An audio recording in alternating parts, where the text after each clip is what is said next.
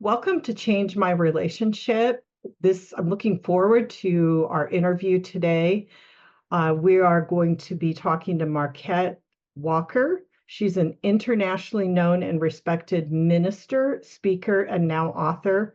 She has fearlessly spearheaded the Winning Women movement, where she empowers women who are shamelessly overcoming the stigma of multiple marriages and restoring their hope for healed and healthy marriages.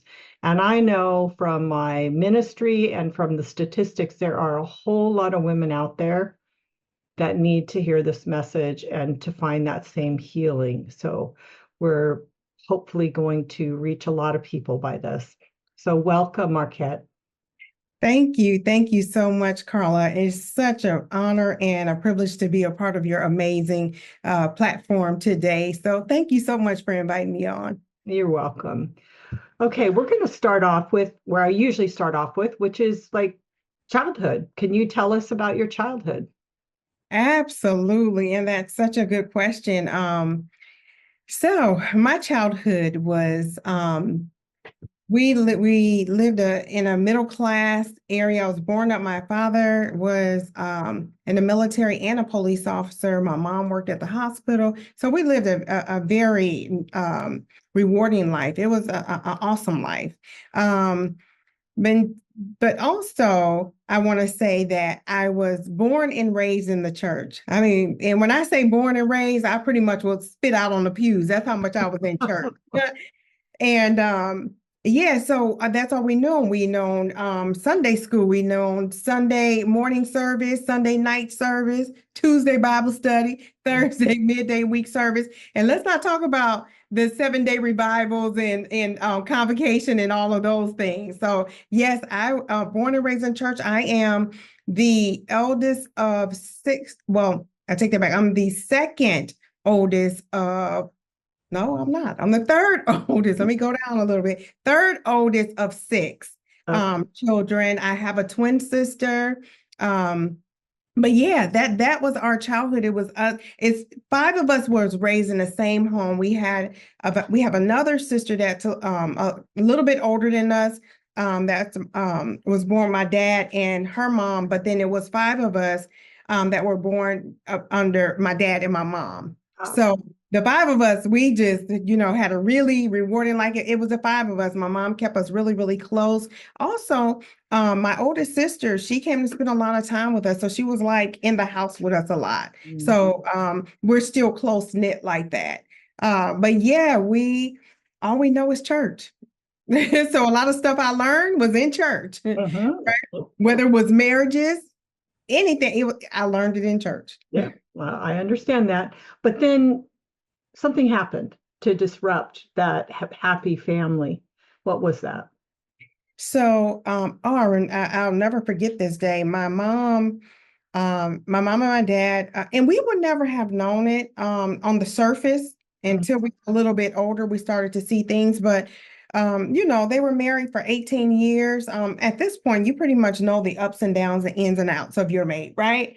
But unfortunately, my dad at that time decided to divorce my mom. And I remember, I can see it even now, how my mother, she came home from court. She had these huge crocodile tears in her face. And she says, he doesn't want me. So I, as 11-year-old girl, I saw the tears on my mom's face. I felt her pain. I felt rejection and I felt abandonment. And what I did is I internalized all of that. Unbeknownst to me, I didn't realize I was doing it because I'm a child, right? But I do tell people no child like to see their parents get a divorce, no matter what they're going through, right? They don't care. You could be arguing every single day, but they want you to stay together. But yeah, they ended up getting a divorce. But that pain from my mother that I felt, I internalized all of that. And then it also caused me to grow a hard heart towards my father. Yeah. I really did. I mean, the disrespect came, I didn't see him or, even classify him as my dad at that point. But I have to tell people, no matter what, The Bible tells us to honor thy father and thy mother that your days may be long on the earth. And now, even though as my adulthood, I still carried that hurt, that pain from my mother. So I still did not connect with my dad. It took a while until God was starting to give me the downloads as I started to revisit being in his presence, is when I said, oh my goodness, what my dad and my mom had going on, that's between them and God, not me and my father. Exactly. So when I recognized that, that was the starting point of what we'll talk about later. But yeah, it was a hurting thing. And that's where it started. The childhood trauma is when I was 11 years old. Yeah.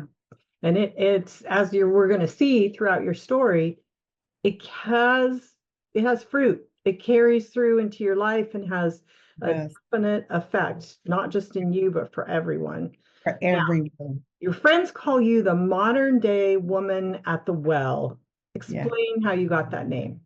Absolutely. So I know there's going to be some Bible scholars out there that will watch this, but for the ones that are not Bible scholars, there was the woman at the well. She's found in John chapter 4. A lot of you know her story. She was married 5 times. However, you do not know my story. I have been married 5 times as well. And I remember, kind of reading that story because I asked God, like, who do I connect with in the Bible? How does my life resemble to someone in the Bible? And he dropped in my spirit the woman at the well.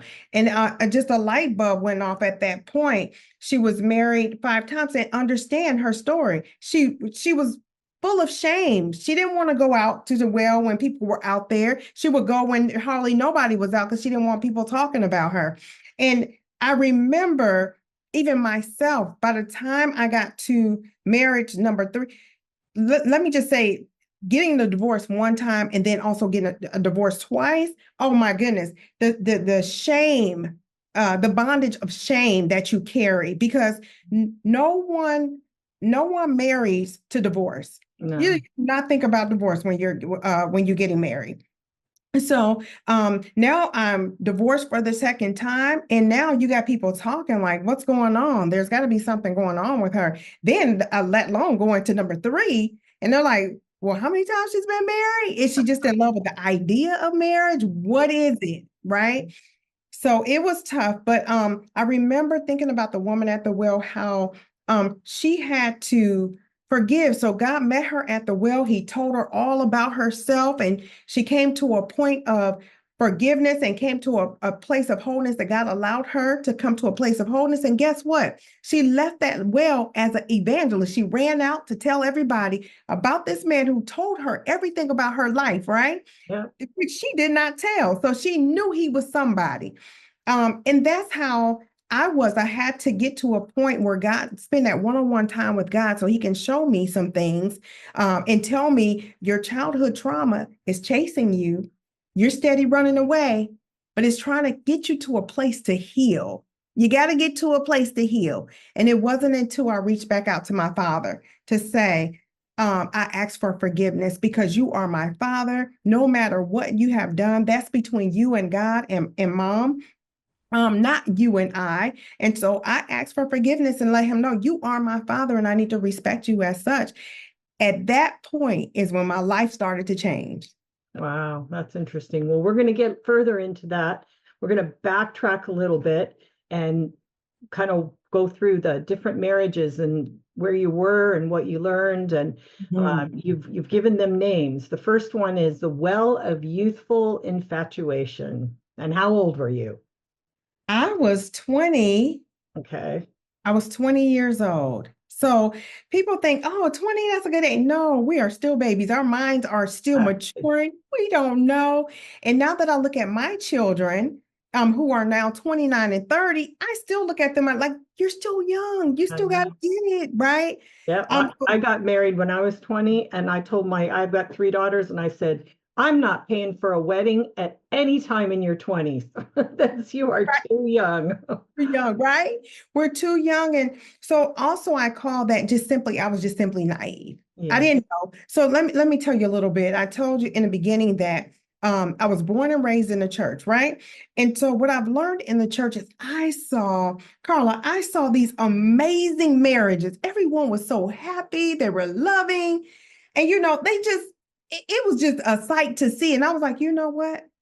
One day that's going to be me. Yeah. That was the starting of it all. Because what happened was I fell in love with what I saw. Yeah. No one told me about what goes on behind the scenes, right? The Right. ins and outs, the ups and downs that you go on, and how you have to till up your own grass. You got to fertilize it and water it, and you have to have patience, forgiveness, understanding, and you get and accountability. We don't talk about all of that, Nope. and so going into marriage number one, all I thought in my mind is, I'm going to be happily married, just like the people at church.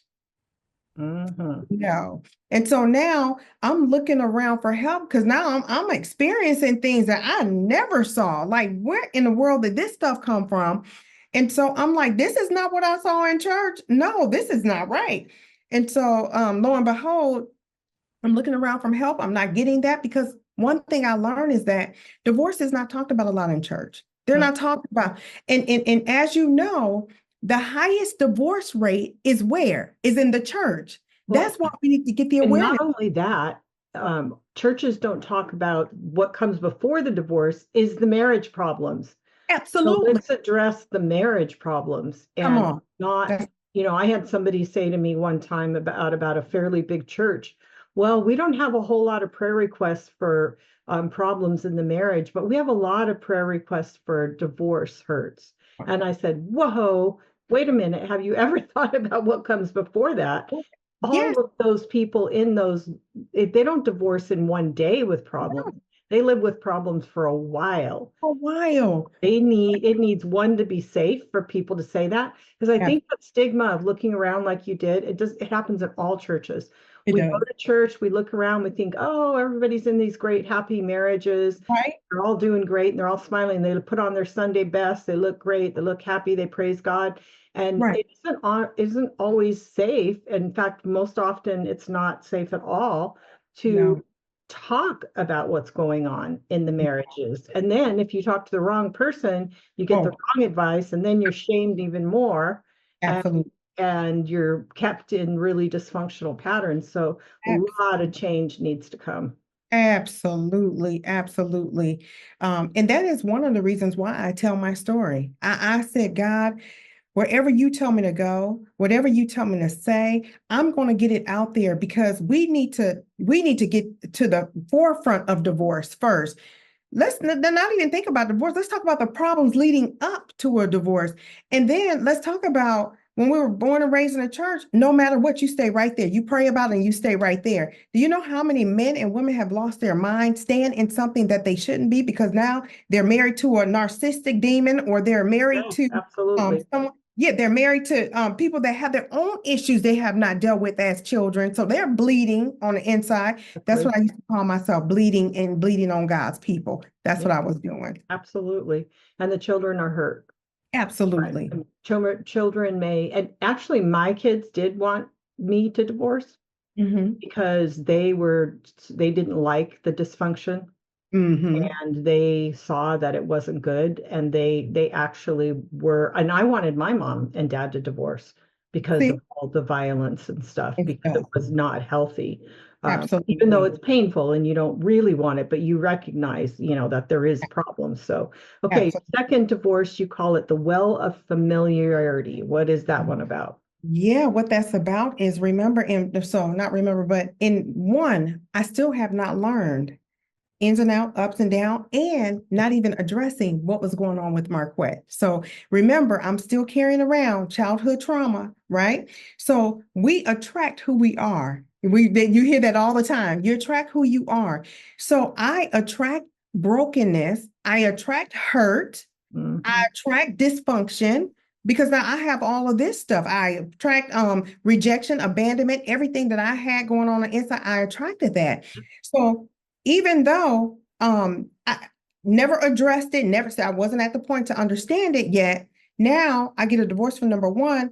I still have not fixed the issues from Right. number one, right? Now we're moving into number two. Guess what? I'm still bleeding on the inside. So Yeah. that means and now I'm attracting the same person from number one.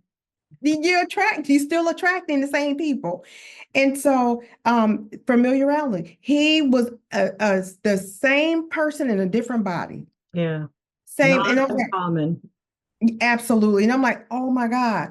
And so now at this point, after I tell you about that, when we talk a little bit more, I'll tell you when the light bulb went off Yeah. and I started to be able to recognize. So yeah, it was he was the same, the exact same, but that was who I was on the inside as well.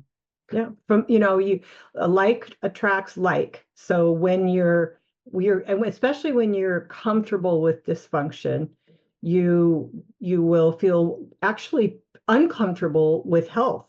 It's scary. You find a really healthy person, the vulnerability feels very unfamiliar. Or a lot of times women tell me it's just boring. Is Healthy that guys are crazy? kind of boring. And after they get into a healthy relationship, they say it's great, but in some ways it's kind of boring. Like this would have been really hard because there's no fighting. No fighting, no arguing, no tension, not all that dysfunction, all just chaos.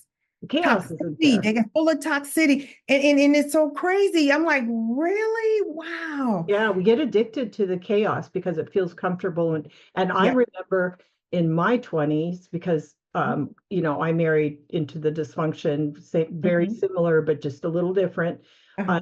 and I remember feeling in my 20s uneasy when things were calm, and I would sometimes stir up an argument or pick a Yeah. fight Uh-huh. because I felt uncomfortable with either the silence or what felt like a lack of connection, and Uh-huh. the intensity of the arguing or being upset. The connection was stronger for me. So I would Wow. actually start it sometimes. Yeah, it's so crazy. I've learned so much in this arena. I cannot believe even the stories that I hear now. I cannot believe them. And I thought mine was really bad because I'm like, oh my goodness, I drew the same people. I had the fighting, the abusiveness, and all this, the infidelity, and all these things going on. And I hear your story. I'm like, oh my God, like, does this really happen? Yeah, it all does. It Yeah. really happens. Yeah. Okay, so you married the same guy. How many years did that marriage last? That marriage only lasted probably, oh, that one lasted a long time, probably about 7 years. Okay, so that was 7 years. Mm-hmm. Were you trying to fix him and change him and all that stuff? What I've learned, I was just telling someone, I said, we have to get tired of projects. Uh, Um, I got to a place that I drew projects. So for me, because of the love that I have for people, I just wanted to fix everybody. Like I want to fix them, but you can't fix anyone that don't want to be fixed or don't even recognize that they have a problem, that's right? And really even not. I had a problem, right? I'm trying to fix. Nope, you Yeah. can't. So, okay, third divorce you call the well of distress. What happened in that Well, one? of distress. That one is, I tell everybody, do not make a life-changing decision off of when you're going through grief. Yes. My mother passed away. My Oh, mom passed away, and I'm gonna tell you, the enemy knows exactly what you want. He knows exactly what you like, yeah. right? He will send the counterfeit your way. Oh, he sent this guy, and this guy was sending edible arrangements, flowers, all this stuff to my job every week. Oh, I was showering. I love that kind of stuff, right? My love language is gifts, and so I love when I get gifts.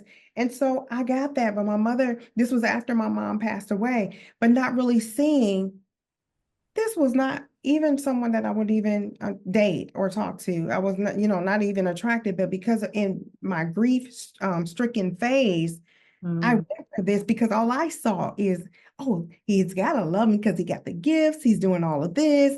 But that was not the case. And I'm gonna tell you, if my mother was alive, she would have been absolutely not. That's what she would have said. Absolutely not. And even if she was alive then, I wouldn't even went in that direction. mm, I was just in a very vulnerable state yeah. then, very vulnerable state, very distressed, just really like searching for help. And I thought another connection will do that because now mind you, I still have not healed from the childhood trauma. So I'm still carrying that with me. Now, on top of that, I have grief. Yeah. Uh, Yeah. that is a disaster. Yes, A disaster. absolutely. And Yeah. how long did that marriage last? That did not last long. I'm gonna say probably like a year, maybe a little over a year, maybe. Yeah. Was he narcissistic? Narcissistic. Yeah. I'm just saying that because I'm thinking he's love bombing you with all those gifts That's at the There you go. very beginning of the relationship. There And you go. that's working on you and charming you. And then you get into this marriage and it's so bad it doesn't even last a year. So bad. It was so bad. I don't, and the only reason why I made it to a year, a little bit long, is we weren't together that last part. It Uh, just drawing out the divorce. But yeah, we probably stayed together maybe 8 months. But even in that 8 months, he would disappear. I don't even know uh, where he was.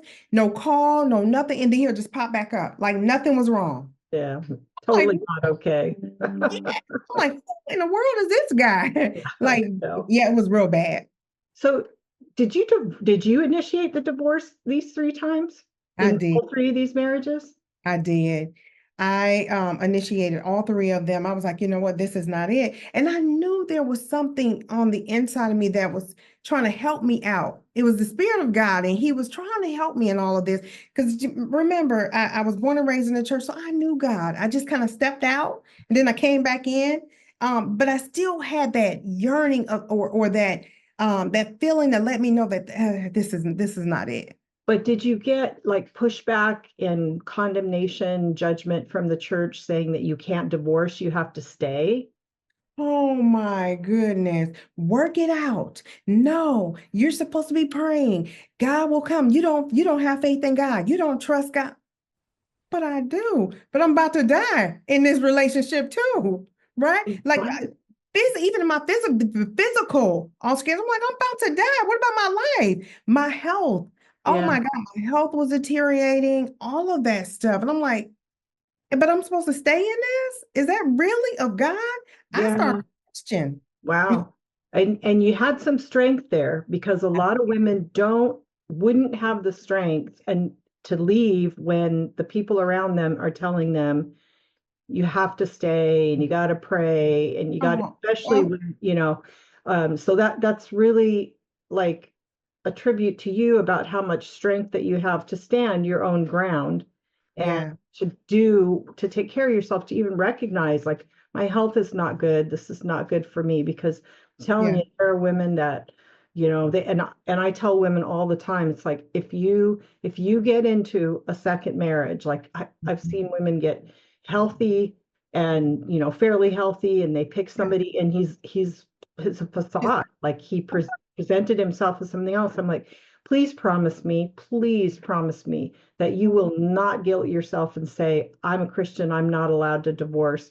If mm, this guy turns out to be somebody he's didn't say he was, and it's mhm, a horrible situation, yeah. you got to be able to walk right out. You got to be Walk able to say, right I'm out. not doing that. But they get stuck in it again. A lot of them, they're just like, it feels like such a failure for women.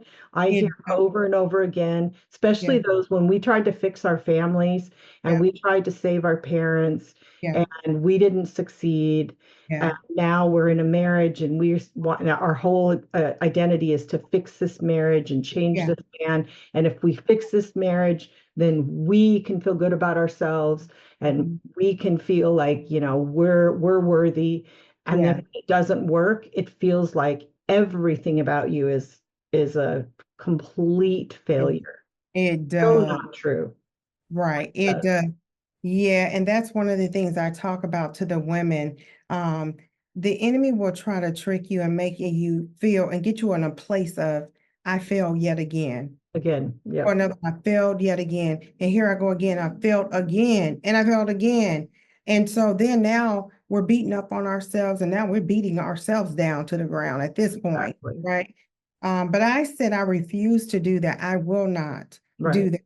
that. Um, and we just don't know. We trust, we trust in marriage, we trust relationship, we trust, and then, you have these men that put on, like you said, they'll put on this facade. Oh, everything you don't pray, you thought you prayed for is Yeah. right here. And you're like, oh my God, this has got to be it. You know what? I even got to a point, like I said, I didn't want to date nobody in the church. All of them in the church, and they're all jacked up. It's Yeah, almost like that narcissistic spirit hides in the church. it can.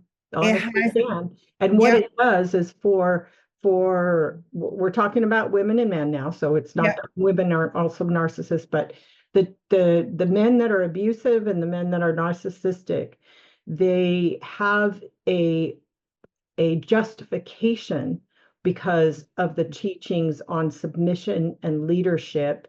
Yep. So they can use that, Yep. be who they are, but Yep. they have that justification. And then it makes it even more confusing for their wives because they've got to figure out, Absolutely. like, well, yeah, what about that? Well, the Bible says, and it's like, yeah, Keith's is very trapped, very sad.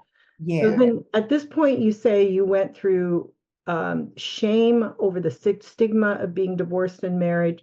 Um, how did that shame act and the stigma actually manifest in your life? Was it like, did you feel it? Did you know people were talking about you?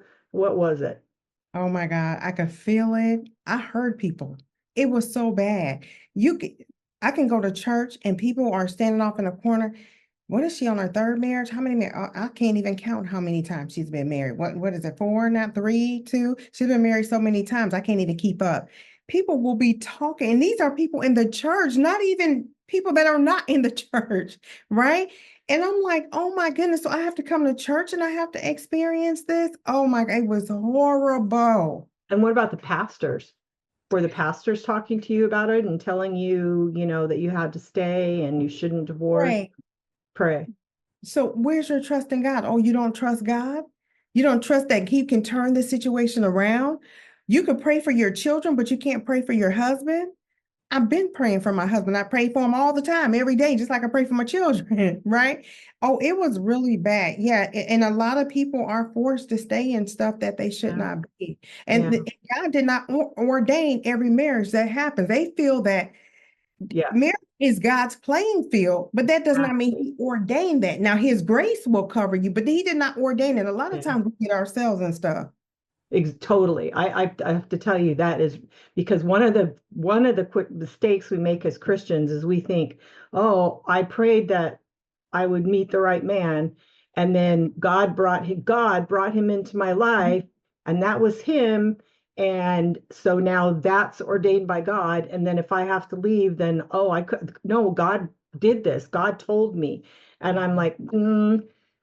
I'm not going to tell you that doesn't talk to you or you don't know how to discern the voice of God, but I'm going to tell you that your picker is really involved in who it is you're attracted to and Yeah, who it is that you pick. And there is a link with that. And the other thing I tell them is God hears every prayer that you pray for your marriage. He absolutely. wants your marriage to be holy and good and healthy and to succeed Absolutely. more than you do.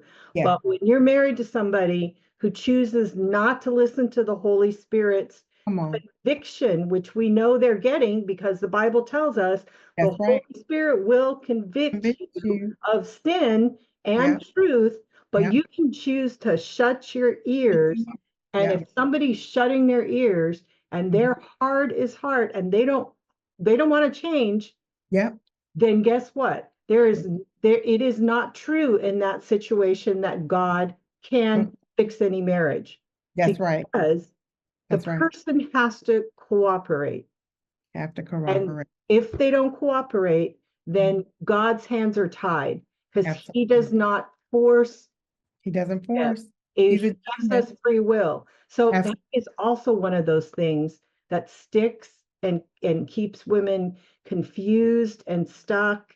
And then eventually, oh, I hate it because then they get disappointed with God and disillusioned at some point. I get emails from women that are like, I've been praying for 30 years, for 40 Mhm. years for my husband, and God hasn't answered me. And I feel so far away from God. Why doesn't he care about me? Why doesn't he care about my marriage? And I'm like, Oh, yeah. oh, My he God. does. He has answered you. He The has, person you're married to has not listened, has not listened. not made the choice. It is not on God. And then their relationship, they got to shift that thinking to get They their do. relationship restored with the Lord. Because Absolutely. if God is the one that forced them to stay in this horrible marriage and didn't listen to them for all those years, where Right. are they with God? So, oh, there's so Absolutely. much, Yeah, so much absolutely. damage that happened. Yes. So, Yes. okay, so now it's not unusual to recognize that a lot of your relationship choices, as you've talked about, come from relationship with father. How do you think your relationship with your father impacted this? And how did you really come to the point where you could forgive him, or even to be aware that you needed to forgive him? Oh, that's such a good question. Let me tell you. So, um, my relationship with my father was not good after the divorce. And uh, what it caused, the relationship with my dad, because as we know, as a young girl, you watch your father, how he treats your mother, and that's how you determine the man you want is what you see in your father. So I didn't see early on. I did. We saw we had a good life, but then we saw you hit a wall, and then that, and so it caused me. My relationship with my father caused me to not trust, and whether it was personal relationships, professional relationships, I could not trust. It was something about men. Yeah, Men like, I just don't trust. And so what happened is it caused me not to have any patience for them, not to no, have any respect most of the time, not to have any understanding, um accountability. Simply, I just didn't have any accountability. Like, you know what, that's okay, this might have happened, but we are done. Or one of the things I used to tell people is, if they made me feel a certain kind of way, I didn't have any forgiveness, so I'll just cut them loose. Didn't have any grace, I'll cut them loose. I'm done with you. I don't have to talk to you, and be done. And I went on my life like that. So these first few marriages, now I probably could have shaved them off, a couple of them off. But because of, my brokenness and my all of the trauma that I was carrying with me because of my dad, I just cut them loose as quick as I could. Except the second one lasted a little bit longer. I don't even know how I put up with all of that. I think moving from state to state, being in one state and then ended up in another state. And when I moved to North Carolina, it was like God was setting me free or something. All these good things were happening to me, and I ended up divorcing him when we got here. Because I said, if we come here and you do the same thing, then I'm going to divorce you. And that's what happened. But my relationship with my dad, it just caused me not to trust, not to have forgiveness, not to show any grace, not to have any patience, none at all. But it came a point in my life, I think when I was about 20, I was going on 29. I built my first home from the ground up. wow. And this time I was getting back in the church, and this is where God was dealing with me. He started to really deal with me. And I knew he was trying to deal with me in the first three marriages, but the first two marriages and then going into number three, he was really tugging at me. I knew there was something tugging at me. Like, he even told me, no, this is not it. I had dreams. The third one, oh, should never have happened. He showed me. He was like, no, this ain't it. My mother told me, number one, nope, this ain't it. Number two, nope, that ain't it. You're marrying a child. And she told me, and if I would have just listened, I look back now and say, if I would have just listened, I could have shaved off of some of these. But when I realized, now at that point, I did not realize that I needed to forgive my dad. I didn't yet. But as God was working on me, um, I just felt that tugging, like something was wrong and something was off. And then I think the light bulb went off for me is from number two to number three, going into number three. And I remember my dad saying, you know, I know marriages have their ups and downs, their ins and outs. I'll give you the first one. I'll even give you the second one. But by the time you get to number three, there's something wrong with you. So I'm mad at my dad. Oh, I'm really bad now. Divorce my mother. What are you talking about? Yeah. Yes. And even though I was upset with him and did not talk to him, disrespect him, all of that, um, one thing that I've learned that in that case is a light bulb did go off. That's when it clicked, like something is wrong. I'm on number three. I'm going on number three now. I don't think I addressed the concerns that I had with myself from one and two. So now we're going in three with the same thing. So that was one good thing that he doesn't realize it, that it was good. It was a good thing that he said that because it was a light bulb that went off. And then at that time, after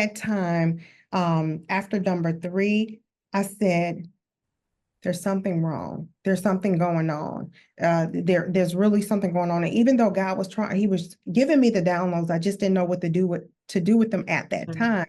Yeah. I made a vow and I said, you know what? It's time for me to spend some one-on-one time with God. I need to get my relationship right with God. And then like I said earlier, I remember the scripture, honor thy father and thy mother, that your days may be long. Let me tell Carla, I saw my days dwindling down really fast. I ain't gonna be on the earth long. The way I treat my dad, I need to hurry up and call him back. Well, and when I say hurry up and call him back, it wasn't the next day or the next month. I think it was about 4 months later.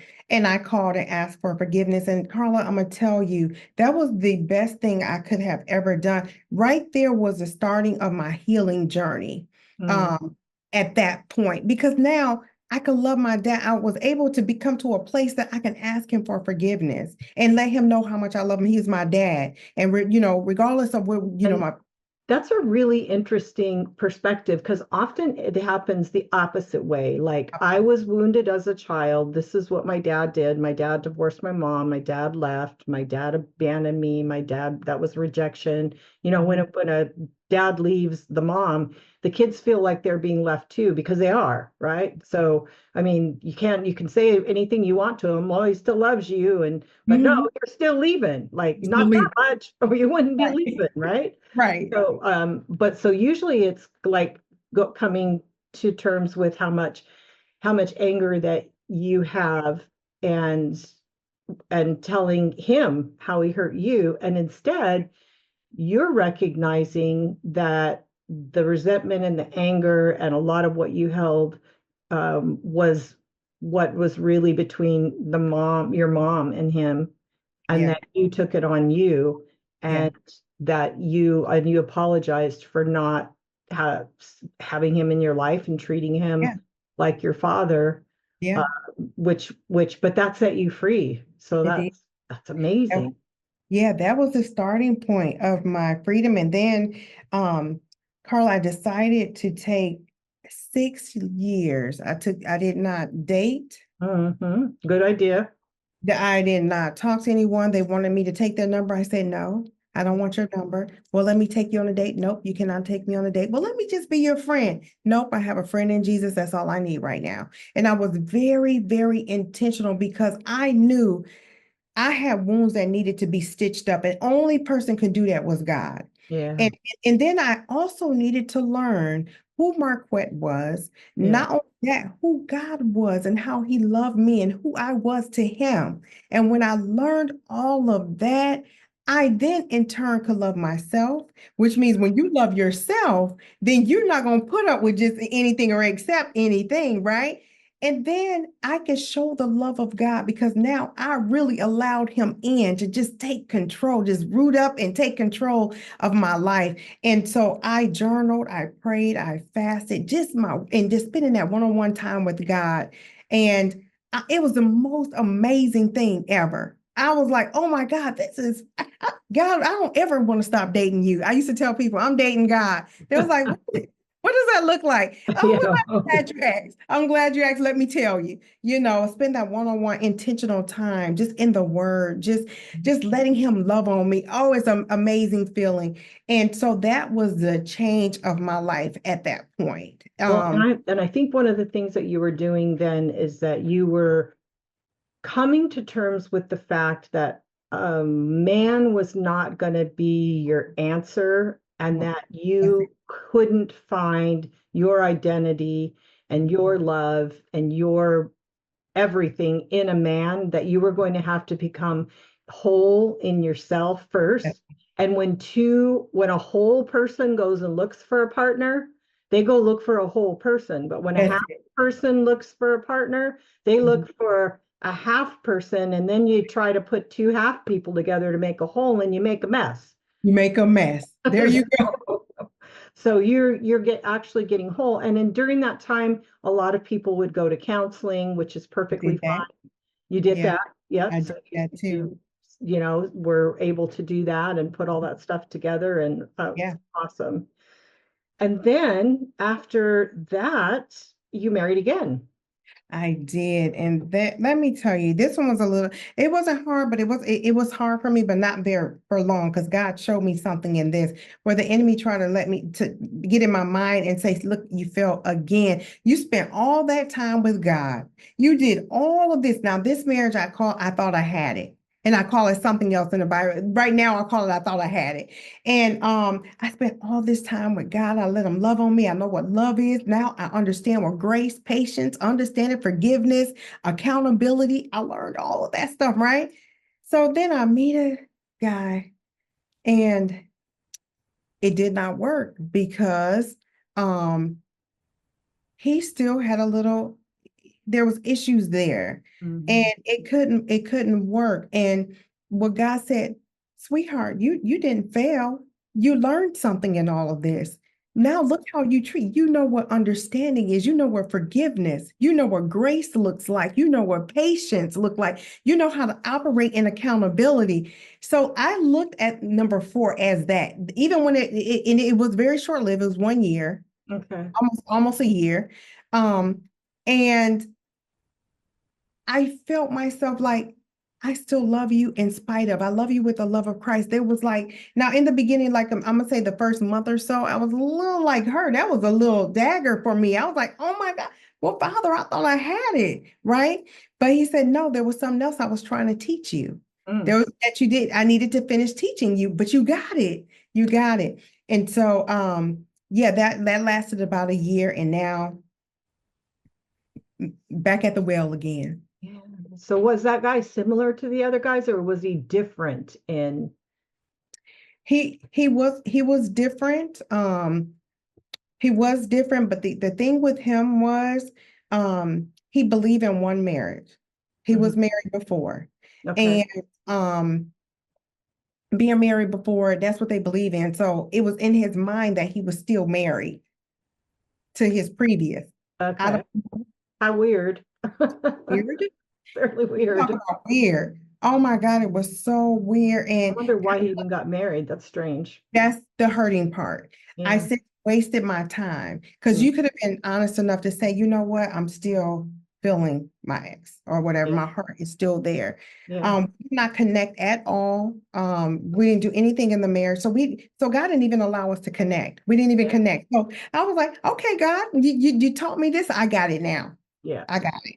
But then And did the shame pop up, or were you pretty good then with being able to put that in so perspective? I You were put it good. in the bag. I didn't even pick up that brick and put it in. I used to tell people I had an invisible backpack. I had shame in there. I had guilt, fear, all this stuff in my backpack that weighed me down. But Yeah. by the time I got to number 4 and that didn't work, all that stuff was gone. It was like, it is what it is. We got to keep it moving. I learned something from it. Now I got to move on. Right. And Absolutely. that's how I was with that. So, and then your fifth marriage you described as the well of grace. And so, what was different about that? Why do you think it was different? Mhm. And I know that's your healthy marriage that you are still in right now, but why? What happened? So what happened? Oh my goodness. So I took a few more years off even after number 4, because I just really wanted to make sure Mhm. that, I heard from God. I didn't date anyone, didn't talk to anyone. And then I remember it was during the pandemic. We were at church. Well, I wasn't at church, I was home. And but we were watching virtually. He was going in, and he was serving on the media. So he was the one making sure that everything was showing up on TV. And I remember my pastor called him out and prophesied to him and said that God is getting ready to is preparing something new for you. Your happiness is getting ready to return. And I can't remember everything. I even still have that prophecy for him, and I always let him listen to it. But I just remember it was something different about him, something totally different from any of the other ones. And I eventually went back into, no, my pastor and his wife said, he will be perfect for Marquette, but we're not going to match them. We're not going to match them. We're going to let God do the matching. Right. So they did not introduce us or anything like that. I ended up coming back into church because I was serving on the hospitality team before the pandemic. And so came back in and I'm serving the dream team, the ones that go in to make sure media and all that stuff was right. And that's when I saw him. And I remember my pastor saying Ruth was in the field when she found her Boaz. And Uh, I was like, you're right. And so came back and was serving. He was serving. He, wasn't falling all drooling and all of that stuff. He was so focused on mm, serving God. You could tell he had a heart for God. He serves. He loves God's people. And I just watched him for a while. Not unbeknownst to me that he was watching me on a slide, but like not like, oh, he said, who is this? Oh my goodness, he was asking himself that. And then eventually he stepped to me and we talked about, he was talking about the food, talking about food and how good the food was and blah, blah, blah, blah. And then I remember Thanksgiving. He had Thanksgiving at his parents. He was like, hey, we have extra food. I would like to bring you a plate. And I was like, oh, that's nice. And so then I made food. And so I took him food. And basically what we did, we made a vow that we wanted to do it the right way. We wanted to date. That was one thing I'd never done. It was always quick. uh, Not with all of them. The last one, the thing that drew me with the last one, number four, is we dated for a year and a half, oh and we my, were engaged, right? And wow. so, and I made a vow that I was going to do it God's way. We weren't sleeping together before we got married, and he was good with that. But the reason why he was good with it because his heart was still Yeah, elsewhere. So it makes yeah, it right. exactly.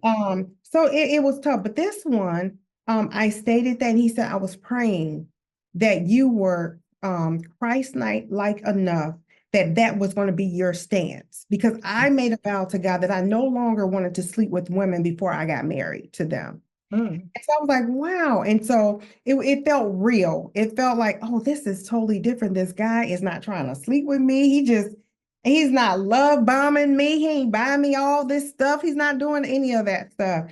And so we dated for about a year mm, and not anything. And it was walks in the park, stuff I was not even used to. I'm like, uh, yeah, and so then we finally set a date and it just felt so right. We had a really small, intimate wedding at church. mhm. And then we had a big celebration maybe 6 or 7 months later, but it was totally different. It felt like grace. It felt like grace just walked in the room when I saw him. That's Oh, that's what it looked like. That's what it felt like. And and it is a healthy marriage, it's a healthy marriage. and you are happy. I'm happily married. I Yeah. finally can say, I know what that feels like. I know, Know what it look, feels like to be happily married. I have women who ask me, are there any really truly any healthy happy marriages? Like, yeah, can you have a happy marriage? And I yeah. say, absolutely. There are many, many people that not perfect, none of them are perfect, Okay, no, but you we got to have conflict resolution. You got to absolutely, be able to learn to overlook things. You got to have absolutely, acceptance. You got to agree to absolutely. compromise and Yeah, all those yeah, kind of stuff. But yes, you can have happy marriages. And you happy can. marriages are not a lot of work. Like a dysfunctional, toxic marriage, oh my gosh, it can take, I know for years, I spent all my energy Oh trying to no, respond to and fix oh and my, figure out how to deal with this stuff. it's a lot. It Yeah, is too much. really a lot. Oh, it's so much. It's so draining. It weighs on your health. It weighs on your Totally. mind. Your heart, it hardens your heart. It's just a lot that comes along with that toxic relationship or that Yeah, toxic. exactly. So tell us about your ministry, Winning Women Movement. What is that? What do you offer? What do you do? How do people find you? Absolutely. So I started a coaching program called Winning Women. It's pretty much helping them through that healing phase with forgiveness, self-care, because now we lose ourselves. We don't even know who we are. We become a representatives of ourselves when we come into a marriage, especially a toxic marriage. Oh, you definitely turn into something you're not.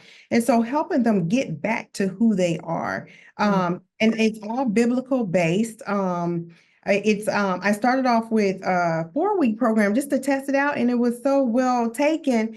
I extended it to 6 weeks, and now that was well taken. So now we have extended it 12 weeks and 24 weeks. So now Um, that are those courses that they it take? Like, is it with a support group of other women, or is. where they do the lesson, discuss it?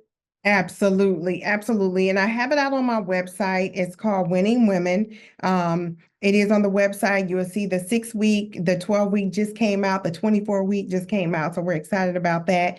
And what it is it's a group of women. And it's something about coming together with Yes, like-minded people that have been through some of the same things you've been through. It's almost like you gain all this strength you from do. like this, right?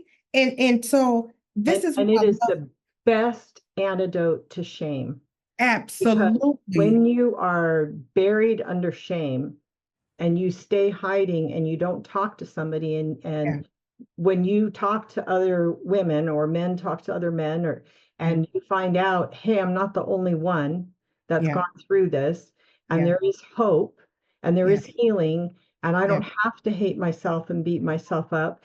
it Mhm. it is the and people still love you no matter what you've done. Yeah, They still look at you and say, you're beautiful, you're worthy. absolutely. It transforms, It does. absolutely transforms. It is a groups It are is. powerful, and you have to. They they are. And so we do have a class that will be starting November.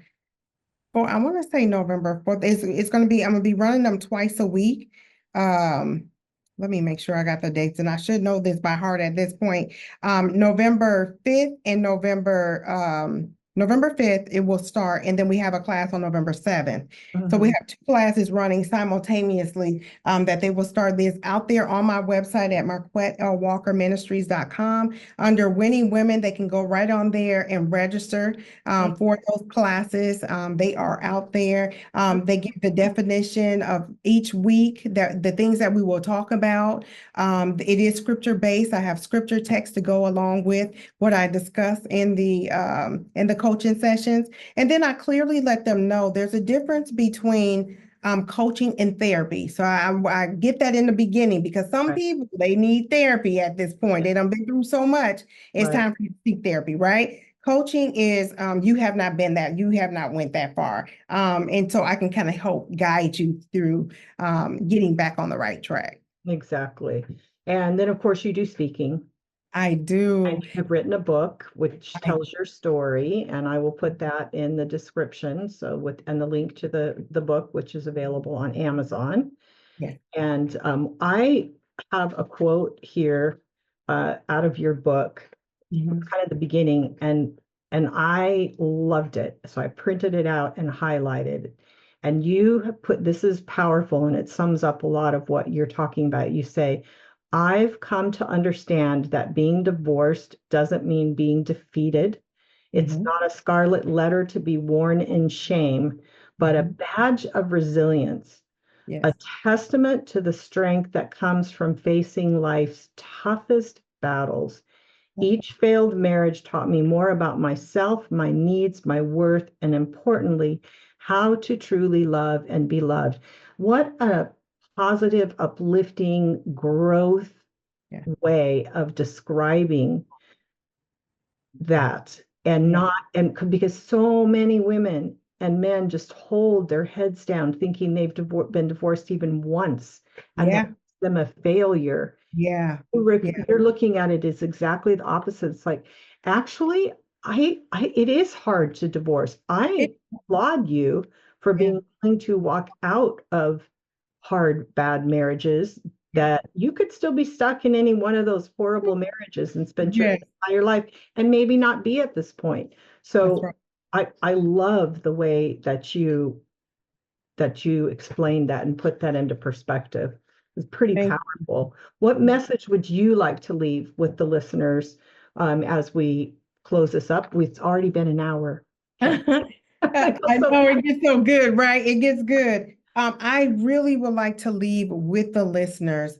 Let's the two things. The first one is let's not settle, let's emerge. Because Mhm. a lot of times we get to a place and we just settle where we are, and then we're stuck the rest of our life instead of emerging because God has such great things for us. He has a purpose for everyone. He Yeah, has a plan for everyone, and it's not to settle. God is a God of elevation and not stagnation. So we don't want people settling in the stuff that they're in that is not of God. So I want to leave that with the listeners is let's not settle, let's emerge so we can heal and win. yeah, absolutely. Thank you. Well, this has been a fun conversation. I think we have a lot we could talk about in the Absolutely. future, and I'm gonna definitely be talking to you again. I know. Thank you. And you've got a Oh, lot of beautiful, beautiful smile, if for those on podcast, and a lot of energy. And man, she is a positive, powerful lady. And that is a testament to everything that you've gone through. So thank you thank very much for coming. you are so welcome. And thank you so much for having me, Carla. This has been a blessing. And for those of you that are listening, I hope that you'll share this podcast, and I hope that you will come back and listen to the rest of them and share them with people that you know that need relationship help. God bless.